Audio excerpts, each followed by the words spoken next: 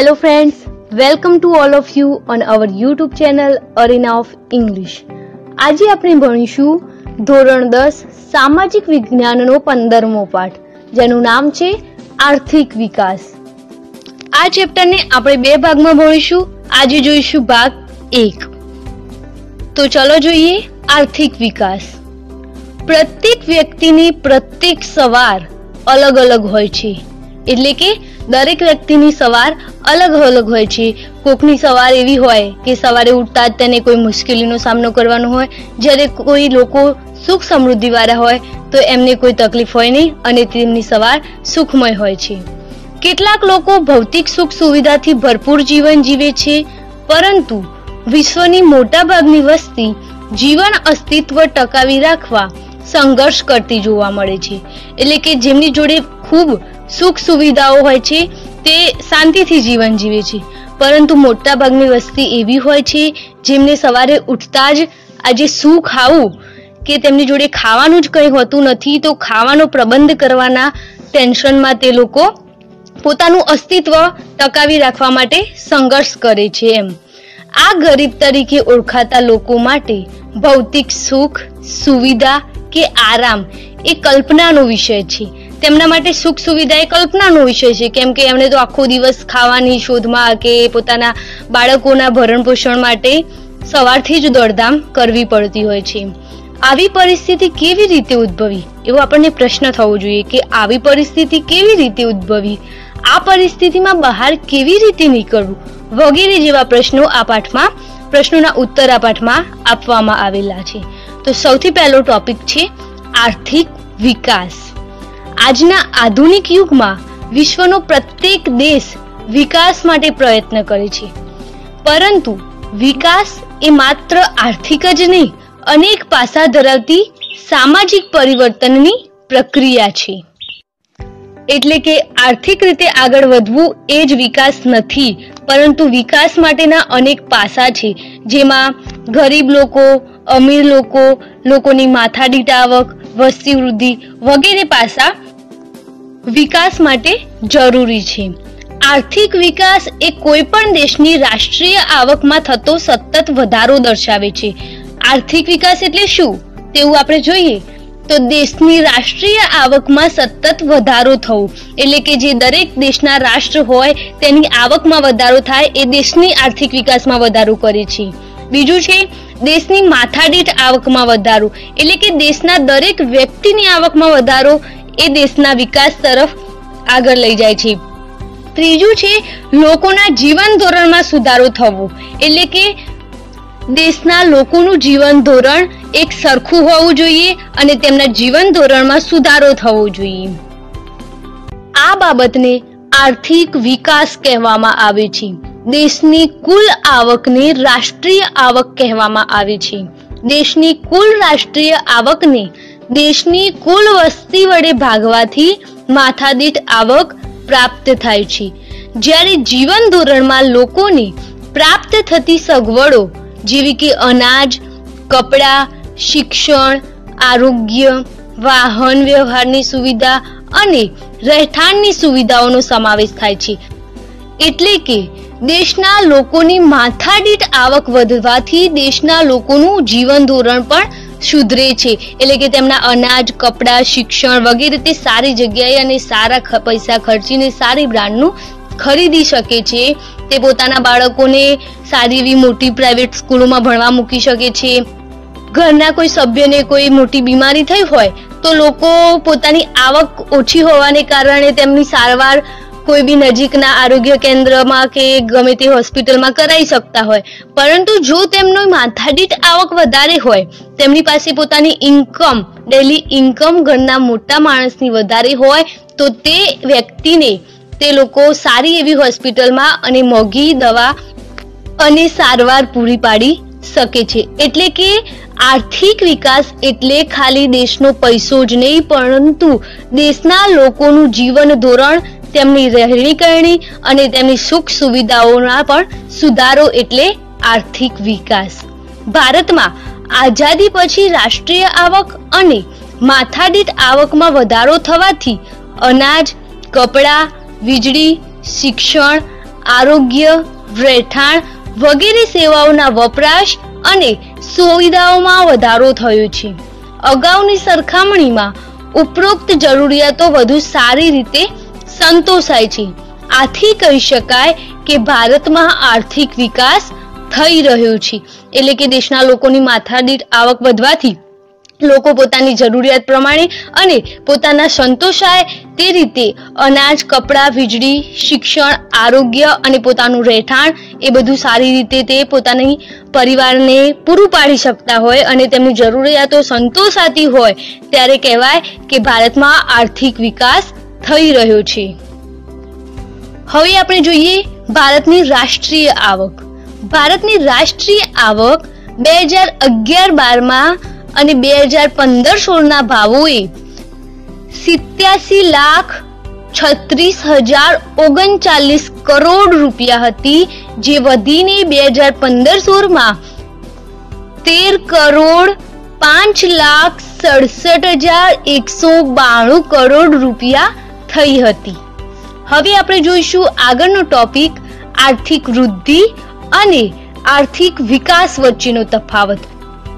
સામાન્ય રીતે આર્થિક વૃદ્ધિ અને આર્થિક વિકાસ આ બંને શબ્દો વધારો દર્શાવે છે, પરંતુ બંને વચ્ચે કેટલાક તફાવત જોવા મળે છે, જે નીચે મુજબ આપણે સમજીએ. તો પહેલું છે વિકાસની પ્રક્રિયાના આધારે, એટલે કે વિકાસની પ્રક્રિયાના આધારે આર્થિક વૃદ્ધિ અને આર્થિક વિકાસને આપણે જોઈએ તો આર્થિક વિકાસ એ ગુણાત્મક અને આર્થિક વૃદ્ધિ એ પરિણાત્મક છે. અહીં આર્થિક વિકાસ એટલે કે લોકોની આર્થિક પરિસ્થિતિમાં સુધારો થાય તેને ગુણાત્મક દ્રષ્ટિએ જોવામાં આવે છે, જ્યારે આર્થિક વૃદ્ધિ એટલે લોકોના જીવન ધોરણના સ્તરમાં સુધારો થાય તેના પરિણામો જોઈને તેને પરિણાત્મક રીતે જોવામાં આવે છે. આર્થિક વિકાસ એ પ્રથમ અવસ્થા છે, જ્યારે આર્થિક વૃદ્ધિ એ આર્થિક વિકાસ પછીની અવસ્થા છે.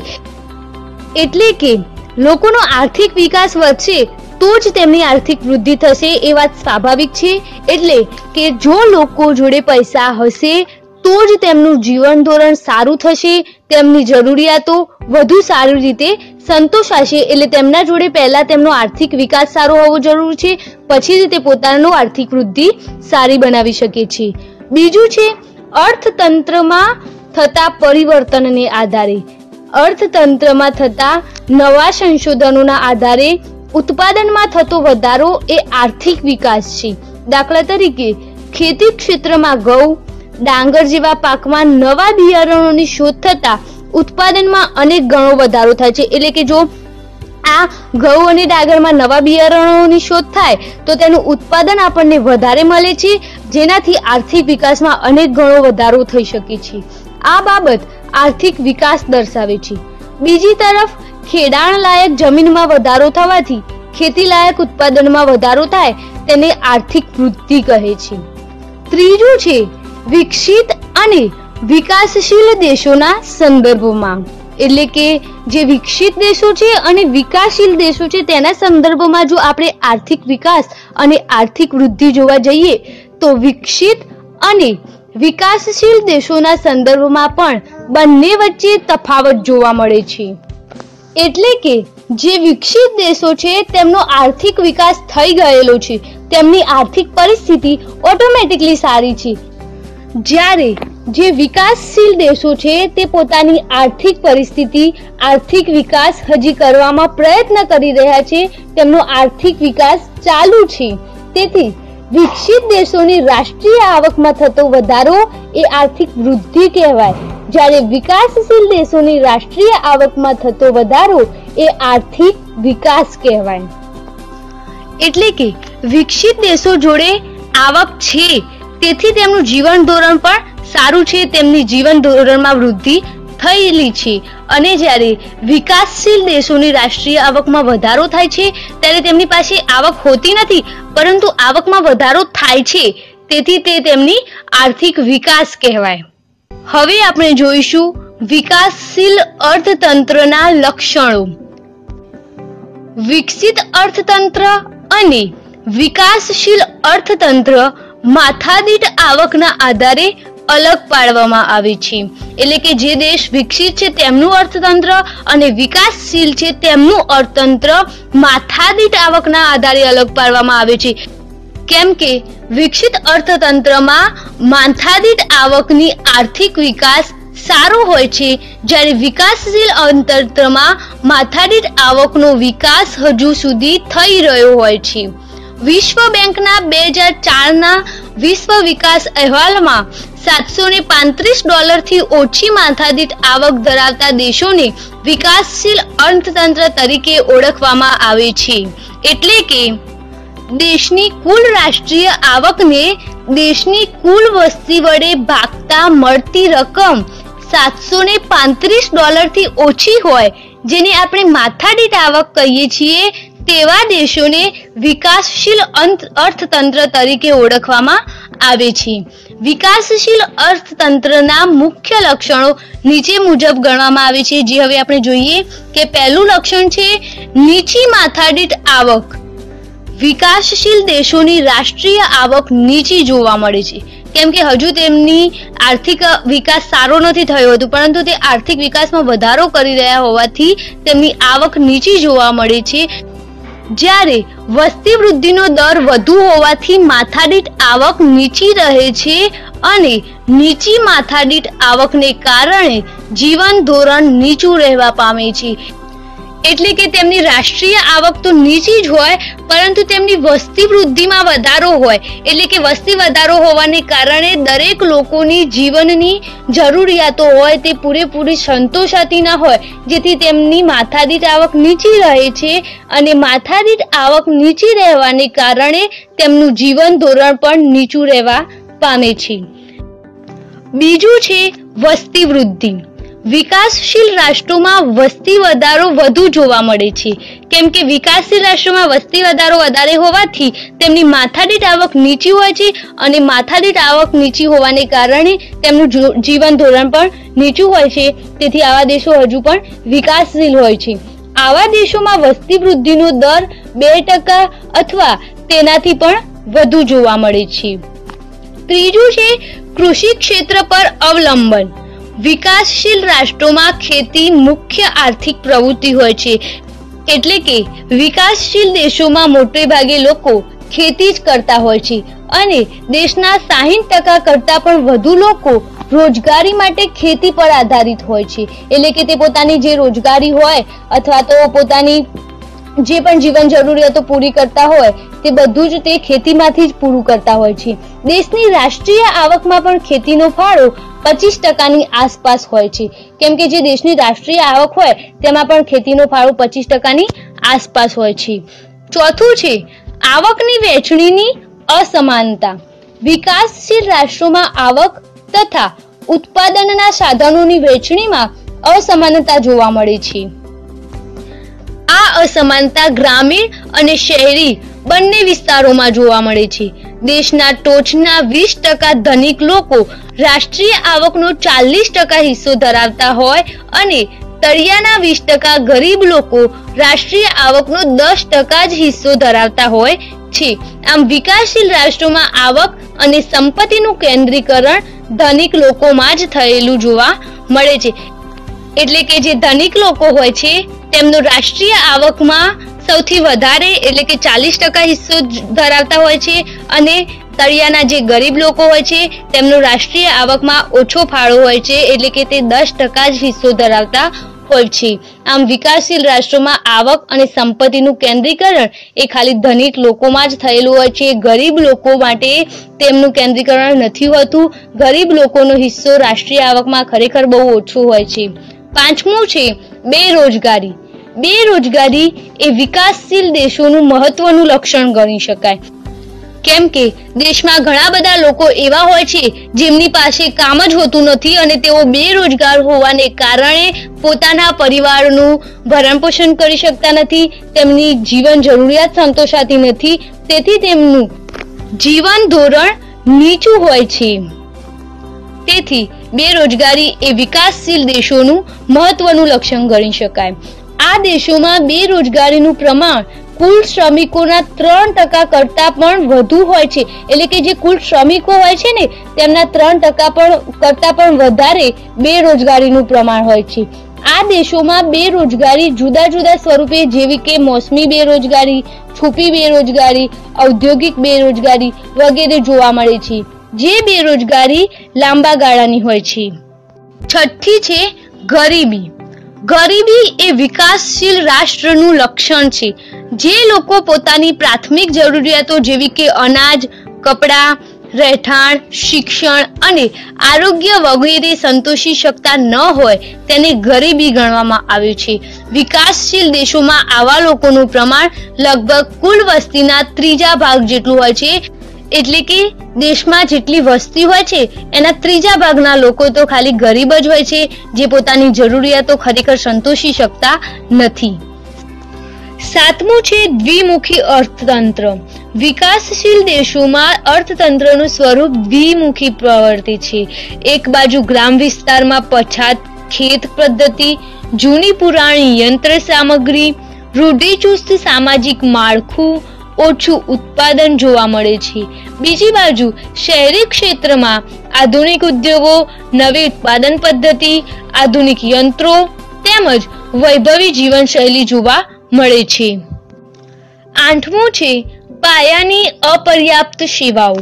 વિકાસ માટે અનિવાર્ય પાયાની સેવાઓ જેવી કે શિક્ષણ, વાહન વ્યવહાર, સંદેશા વ્યવહાર, વીજળી, આરોગ્ય, બેન્કિંગ વગેરેનું આવા અર્થતંત્રમાં ઓછો વિકાસ જોવા મળે છે, જે દેશના વિકાસ માટે અવરોધક બને છે.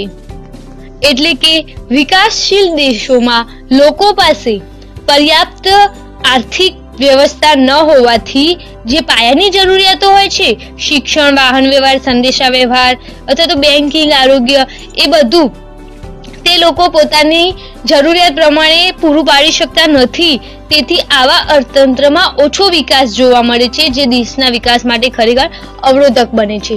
નવમું છે આંતરરાષ્ટ્રીય વ્યાપારનું સ્વરૂપ. વિકાસશીલ દેશોમાં વિદેશ વ્યાપારનું સ્વરૂપ અને માળખું અલગ જોવા મળે છે. એટલે કે વિકાસશીલ દેશો હોય છે તેમાં વ્યાપારનું સ્વરૂપ અને માળખું એ અલગ અલગ હોય છે. આ દેશો મુખ્યત્વે કૃષિ પેદાશો અને બગીચા પેદાશો તેમજ કાચી ધાતુઓની નિકાસ કરતા હોય છે. આ પ્રકારની નિકાસોની માંગ ઓછી હોય છે અને ભાવો પણ નીચા હોય છે, જેથી નિકાસોની કમાણી ઓછી હોય છે, જ્યારે આયાતો, ઔદ્યોગિક પેદાશો અને યંત્ર સામગ્રીની વધારે હોય છે. આ વસ્તુઓના ભાવો વધુ હોવાથી આયાતો પાછળનું ખર્ચ વધે છે. આમ વિકાસશીલ રાષ્ટ્રો માટે વિદેશ વ્યાપારની શરતો પ્રતિકૂળ રહેવાથી દેશ ઉપર વિદેશી દેવું વધે છે. એટલે કે આવા દેશો જે વિકાસશીલ હોય છે તે એવી ધાતુઓનો નિકાસ કરતા હોય છે જેની માંગ ઓછી હોય છે અને તેના ભાવો પણ નીચા હોય છે, અને આ દેશોને એવી વસ્તુઓની આયાત પણ કરવી પડતી હોય છે જેના ભાવો ઊંચા હોય છે અને તેની આયાત પાછળનો ખર્ચ વધી જાય છે. તેથી વિકાસશીલ રાષ્ટ્રો માટે વિદેશ વ્યાપારની શરતો પ્રતિકૂળ રહેવાથી દેશ ઉપર વિદેશી દેવું વધે છે. આમ વિકાસશીલ દેશોમાં મુખ્યત્વે ઉપર મુજબના લક્ષણો જોવા મળે છે. ભારત વિકાસશીલ રાષ્ટ્ર હોવાથી આ લક્ષણો વધતે ઓછે અંશે ભારતને પણ લાગુ પડે છે. હવે આપણે જોઈશું નવો ટોપિક, આર્થિક અને બિન આર્થિક પ્રવૃત્તિઓ. એટલે કે એવી પ્રવૃત્તિઓ જે પૈસાથી થતી હોય અને પૈસા વગર પણ થતી હોય. તો ચલો જોઈએ. આર્થિક પ્રવૃત્તિ આવક મેળવવાના કે ખર્ચ કરવાના હેતુથી કરવામાં આવતી પ્રવૃત્તિને આર્થિક પ્રવૃત્તિ કહે છે. દાખલા તરીકે ખેડૂત, કારીગર, વેપારી, શિક્ષક વગેરેની પ્રવૃત્તિને આર્થિક પ્રવૃત્તિ કહે છે. એટલે કોઈ પણ કાર્ય એટલા માટે થતું હોય કે તેનાથી પૈસા કમાઈ શકાય અથવા તે કાર્ય પાછળ ખર્ચ કરવો પડતો હોય તેને આર્થિક પ્રવૃત્તિ કહે છે. હવે આપણે જોઈશું બિન આર્થિક પ્રવૃત્તિ. જે પ્રવૃત્તિનો હેતુ આવક મેળવવાનો કે ખર્ચ કરવાનો ન હોય તે પ્રવૃત્તિને બિન આર્થિક પ્રવૃત્તિ કહે છે. દાખલા તરીકે માતા પોતાના બાળકને ઉછેરે છે, વ્યક્તિ સમાજ સેવાના કાર્યો કરે છે, વગેરે બિન આર્થિક પ્રવૃત્તિ કહેવાય. એટલે કે એવું કાર્ય કરતા હોય જે લોકો કે તેમને એ કાર્ય કરવાથી ના પૈસા મળતા હોય કે ના એ કાર્ય કરવા માટે ખર્ચ કરવો પડતો હોય તેને બિન આર્થિક પ્રવૃત્તિ કહે છે. હવે આપણે જોઈશું ભારતીય અર્થકારણનું માળખું. અર્થતંત્રમાં થતી વિવિધ અસંખ્ય આર્થિક પ્રવૃત્તિઓ કે વિવિધ વ્યવસાયોને 3 મુખ્ય ભાગોમાં વહેંચવામાં આવે છે. પ્રથમ છે પ્રાથમિક ક્ષેત્ર, બીજું છે માધ્યમિક ક્ષેત્ર અને ત્રીજું છે સેવા ક્ષેત્ર. આર્થિક પ્રવૃત્તિઓના આ વર્ગીકરણને વ્યવસાયિક માળખા તરીકે ઓળખવામાં આવે છે. આ 3 વિભાગો અને તેમાં સમાવેશ થતી પ્રવૃત્તિઓ આપણે સમજીએ. તો સૌથી પહેલા જોઈશું પ્રાથમિક ક્ષેત્ર. અર્થતંત્રના આ વિભાગમાં ખેતી તેમજ ખેતી સાથે સંકળાયેલી પ્રવૃત્તિઓ જેવી કે પશુપાલન, પશુ સંવર્ધન, મત્સ્ય ઉદ્યોગ, મરઘા બતકા ઉછેર, જંગલો, કાચી ધાતુઓનું ખોદકામ વગેરે પ્રવૃત્તિઓનો પ્રાથમિક વિભાગમાં સમાવેશ થાય છે. બીજું છે માધ્યમિક ક્ષેત્ર. આ વિભાગમાં નાના અને મોટા પાયાના ઉદ્યોગો, બાંધકામ વગેરે પ્રવૃત્તિઓનો સમાવેશ થાય છે. આ વિભાગ ઉદ્યોગ તરીકે પણ ઓળખાય છે, જેમાં ટાંકણીથી લઈને મોટા મોટા યંત્રો સુધીનું ઉત્પાદન કરવામાં આવે છે. અને ત્રીજું છે સેવા ક્ષેત્ર. આ વિભાગમાં અનેકવિધ સેવાઓનો સમાવેશ થાય છે. આવી સેવાઓમાં વ્યાપાર, સંદેશા વ્યવહાર, હવાઈ તથા દરિયાઈ માર્ગો, શિક્ષણ, આરોગ્ય, બેંક તેમજ વીમા કંપનીઓ, પ્રવાસ અને મનોરંજન વગેરેની કામગીરીનો સમાવેશ આ ક્ષેત્રમાં થાય છે. સામાન્ય રીતે વિકાસશીલ દેશોમાં પ્રાથમિક ક્ષેત્રનું પ્રભુત્વ હોય છે. રોજગારી તેમજ રાષ્ટ્રીય આવકમાં પ્રાથમિક ક્ષેત્રનો હિસ્સો સૌથી વધારે હોય છે. પરંતુ જેમ જેમ આર્થિક વિકાસ થતો જાય છે તેમ તેમ પ્રાથમિક ક્ષેત્રનું મહત્વ માધ્યમિક અને સેવા ક્ષેત્રની સાપેક્ષતામાં ઘટતું જાય છે અને ઉદ્યોગ ક્ષેત્રે તથા સેવા ક્ષેત્રનો વ્યાપ વધતો જાય છે. ઓકે ફ્રેન્ડ્સ, ભાગ 1માં આટલે સુધી. આગળનું આપણે ભાગ 2માં જોઈશું. જો તમને મારો વિડીયો પસંદ આવ્યો હોય તો વિડીયોને લાઈક કરી શેર જરૂર કરજો. અને હા મિત્રો, જો તમે મારી ચેનલ પર નવા હોય તો ચેનલને સબસ્ક્રાઇબ કરી બેલ આઇકન દબાવવાનું ભૂલશો નહીં. અને મિત્રો તમને જણાવી દઉં કે ધોરણ 10ના ઇંગ્લિશના પહેલા સત્રનો કોર્સ અમારી ચેનલ પર તમને ઇંગ્લિશના પ્લેલિસ્ટમાં બધા જ ચેપ્ટર મળી રહેશે, તો તે પણ જોતા રહો. Thanks for watching. Bye for now.